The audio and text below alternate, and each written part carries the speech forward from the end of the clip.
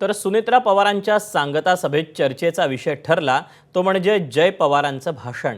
जय पवार कशा प्रकारे भावुक झाले ते आपण पाहूया।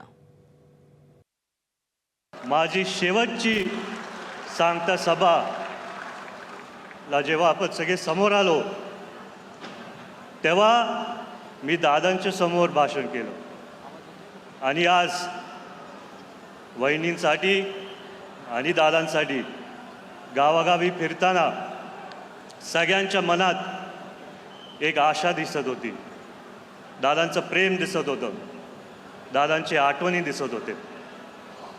मला अजून आठवतंय त्या सांगत्या सभेत मी दादांच्या समोर पहिल्यांदा भाषण केलं आणि दुर्दैवाने ते शेवटचं भाषण त्यांच्यासमोर होतं। मी दादांचे जुन्या आठवणी गावागावी जाताना खूप यायचे। दादांचं एक भाषण जिथं असेच भरभरीत सभेत कोणतरी दादांना बोललं, दादा आय लव्ह यू, आणि दादा बोलले पहिला बायकोला जाऊन लव्ह यू बोल, मग माझ्याकडे तिथं लक्ष गेलं। आणि मग परत काही दिवसानंतर दादा कागदपत्र वाचत होते आणि परत कोणतरी बोललं, दादा आय लव्ह यू, दादा हसून बोले आय लव्ह यू टू।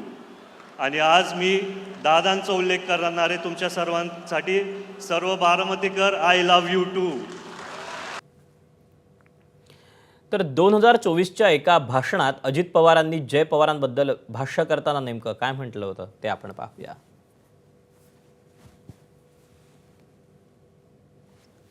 मी ज्यावेळेस राजकारणात आलो त्यावेळेस मी तरुण होतो। आता आमच्या चिरंजीवांचं भाषण आम्ही ऐकलं, त्याला म्हणलं लईच भारी बोलायला लागलाय, म्हणलं रात्रभर पाठ करत होता वाटतंय, रात्रभर झोपला नाही, पाठ केलेलं दिसतंय। एबीपी माझा, उघडा डोळे बघा नीट।